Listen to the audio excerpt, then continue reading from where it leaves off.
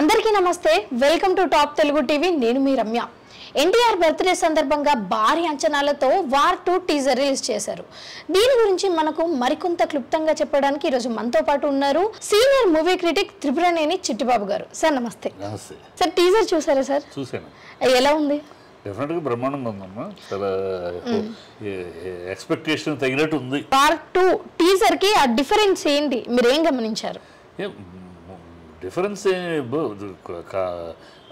మొత్తం start to finish ఒక interesting sustain అయింది స్టార్ట్ ఇంట్రెస్టింగ్ ఏదో ఉంది వీ హ్యావ్ టు సీ ఎప్పుడు కూడా టీజర్లో ఏంటంటే కావాల్సింది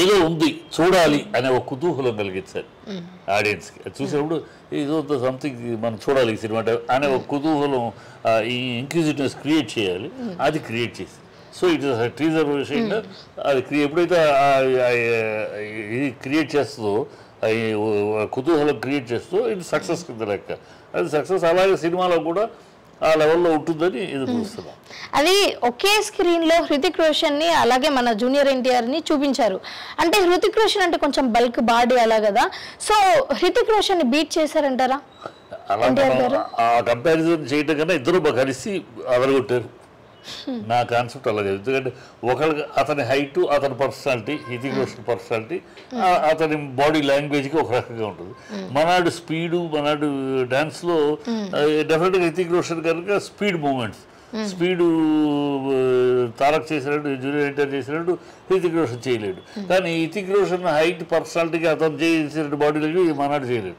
సో అట్లా మనం కంపేర్ చేసి ఇంతకన్నా ఎక్కువ అతనికన్నా ఎక్కువ పోటీ కాదు ఇద్దరు కాంబినేషన్ బ్యూటిఫుల్గా బ్యాలెన్స్ అయింది ఇతని స్పీడ్కి అతని బాడీ మూమెంట్స్కి మ్యాచ్ అయింది బాగా సో అందుకనే అది క్రేజ్గా ఉంది ఆ టీజర్ చూసి ఎవరైనా స్టోరీ లైన్ పట్టుకుందామంటే ఛాన్స్ లేదు ఎందుకంటే ఓన్లీ యాక్షన్ సీక్వెన్స్ మాత్రమే చూపించారు అదే చెప్పింది కథ చెప్పేస్తే చూసేవాడు టీజర్ చూసి కథ ఇదేనా కథ అని వాడు తెలివితేటలు ఉపయోగించేస్తాడు ఇదే ఉందిలే ఈ కథ ఇంతే లేదని అందుకని ఎప్పుడు కూడా టీజర్లో కథని లీక్ చేయకూడదు కానీ ఆ క్యూరియాసిటీని క్రియేట్ చేయాలి ఆ క్యూరియాసిటీ ఏదో ఉంది ఏంటిది ఆ క్యూరియాసిటీ దీంట్లో బ్యూటిఫుల్గా ఎడిటర్ అవ్వచ్చు డైరెక్టర్ అవ్వచ్చు దాంట్లో ఒక ఇంటెన్సిటీ క్రియేట్ చేశారు కానీ విషయం రివీల్ చేయలేదు గుప్పిట్లో అలా పెట్టి అయ్యో ఆ గుప్పిడి తెలిస్తే ఏముందో ఆడో తెలియదు కానీ గుప్పిడి భలే ఉంది బలంగా ఉంది ఏదో ఉంది అనిపించింది అది అదే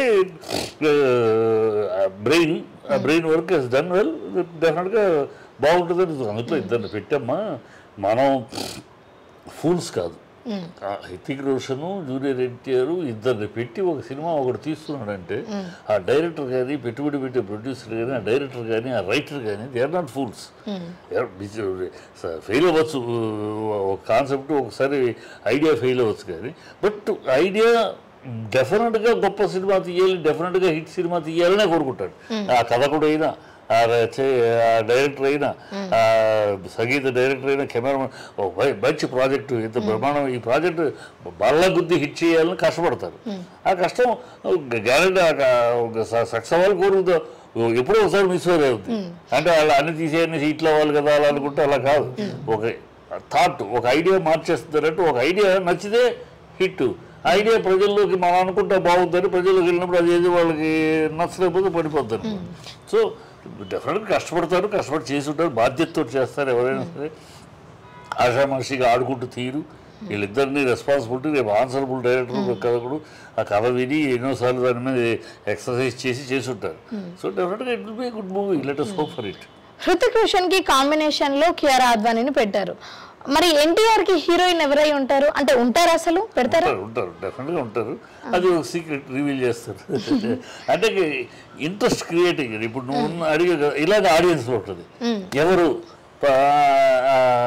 జూనియర్ ఎన్టీఆర్ పక్కన హీరోయిన్ ఎవరు ఒక క్యూరియాసిటీ అది ఇప్పుడు ఇంకో ఒకేషన్లో అది రివీల్ చేస్తారు it's all promoting the curiosity among the audience curiosity promote చేయడానికి ఆడియన్స్ని ఒక ఇంట్రెస్ట్ క్రియేట్ చేయడానికి చేసుకునే క్రియమా అందులో ఒక భాగం అది వస్తుంది వచ్చే రోజు అది అదొక అకేషన్లో రిలీజ్ అవుతుంది మన తెలుగు ఇండస్ట్రీ నుంచి ఎన్టీఆర్ ని యష్ ఫిలిమ్స్ లో చేయడం అసలు అది ఎలా చూడాలి అంటే యష్ ఫిలిమ్స్ అంటే చాలా పెద్దది కదా అదేముంది అది దాన్ని మన స్పెషల్గా ఎందుకంటే గతంలో మన హిందీ వాళ్ళు కాదు కదా తీయటం, మన హిందీ సినిమాలు తీయప్పుడు సింహాసనంలో మరి జితేంద్ర కృష్ణ గారు చేశారు, పద్మాలయలో చేయటం వాళ్ళ ఆ రోజుల క్రెడిట్. పద్మాలయ అనేది పద్మాలయ ఫ్యాక్టరీ అనేవారు బాంబే చేరు, ప్రెస్టీజియస్ కాన్సర్ట్, పాతాళ భైరవి, హిమత్ వాళ్ళ టాకర్ అలా వరుస కొత్త బ్యానర్, ఆ బ్యానర్లు కృష్ణ గారు జితేంద్ర. సో అయ్యి మన హిందీ సినిమాలో మనాళ్ళు రజనీకాంత్ చేయలేదు, ఇంకోళ్ళు అందరూ చేశారు. ఇది one of its new kind అను, ఇది ప్రప్రథమను కాదు. ఎస్ గుడ్, టాప్ హీరో కనుక టాప్ కంపెనీ చేశారు. అదేమి వాళ్ళు కనుక మామూలు హీరోతో చేస్తే అప్పుడు అనాలి, అంత పెద్ద కంపెనీ ఈ హీరోతో చేయటం ఏంటి అని అన్నారు. ఈజ్ అ టాప్ హీరో, ఆ టాప్ హీరోతో వాళ్ళు చేస్తారు, టాప్ చేస్తారు, దాని పెద్ద విశేషమే ఉంది. ఈ వార్ 2 టీజర్లో ప్లస్లు ఉంటాయి, మైనస్లు ఉంటాయి. మీ ప్రకారంగా ప్లస్ ఏంటి, మైనస్ ఏంటి? ప్లస్ అనేది ఇద్దరు బ్యూటిఫుల్ పర్ఫార్మర్స్ అమ్మా, ఇద్దరు హృతిక్ రోషన్ కానీ జూనియర్ ఎన్టీఆర్ కానీ ఇద్దరు పర్ఫార్మర్స్. డెఫినెట్గా ఆ పర్ఫార్మెన్స్ బేస్ చేసుకుని మంచి మంచి సన్నివేశాలు ఉంటాయని ఎదురు చూస్తున్నాను నేను. ఎందుకంటే చేసేవాడు దొరికినప్పుడే కదా డైరెక్టర్కి మంచి పర్ఫార్మెన్స్, మంచి డైలాగ్ చెప్పగలిగిన వాడు, పర్ఫార్మెన్స్ చేయగలిగినాడు దొరికితే ఏ డైరెక్టర్కైనా ఒక డైరెక్టర్ ఒక లడ్డూలాగా చేయగలడు. మనం మంచి గొప్ప సీన్ క్రియేట్ చేస్తే, ఒక సీక్వెన్స్ క్రియేట్ చేస్తే పర్ఫార్మ్ చేయగలడు అన్నట్టు క్రియేట్ చేస్తారు దొరికితే.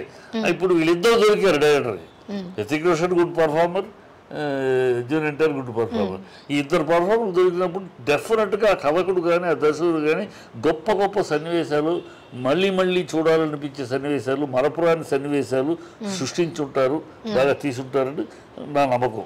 రాజమౌళి గారితో మూవీ తీసిన తర్వాత ఇంకా ఏ సినిమా తీసినా సరే ఫ్లాప్ అవుతుంది అన్నది ఇండస్ట్రీలో టాక్, ఇలా అనుకుంటూ ఉంటారు. సో RRR తర్వాత వెంటనే దేవరా చేస్తే అది డివైన్ టాక్ వచ్చింది. ఏం డిమాండ్ దేవరా పెద్ద హిట్, పెద్ద స్టార్టింగ్ లో డివైన్ టాక్ రాలా. స్టార్టింగ్ లో ఈ ఉన్నారు కదా యాంటీ చేశారు, ఎంత చేసినా జనాల్లోకి వెళ్ళినాక అది దుమ్ములు ఏమింది తప్పితే ఏమి అవన్నీ మన ఇండస్ట్రీలో ఉన్న ఒక ఈ చేస్తూ ఉంటారు మాకు దౌర్భాగ్యాలు. ఇవన్నీ సెంటిమెంట్లు కదమ్మా. ఏం రాజమౌళి సినిమా చేస్తే తర్వాత ఫ్లాప్ అవుతాడు, వచ్చి పిచ్చి మాటలు, పిచ్చి నమ్మకాలు అవన్నీ. ఏది ఆ నమ్మకాలన్నీ నేను నమ్మను. ఎప్పుడైనా సినిమా ఆడియన్స్కి నచ్చితే అది ఎప్పుడు తీసినా ఎక్కడ తీసినా సక్సెస్ అమ్మా.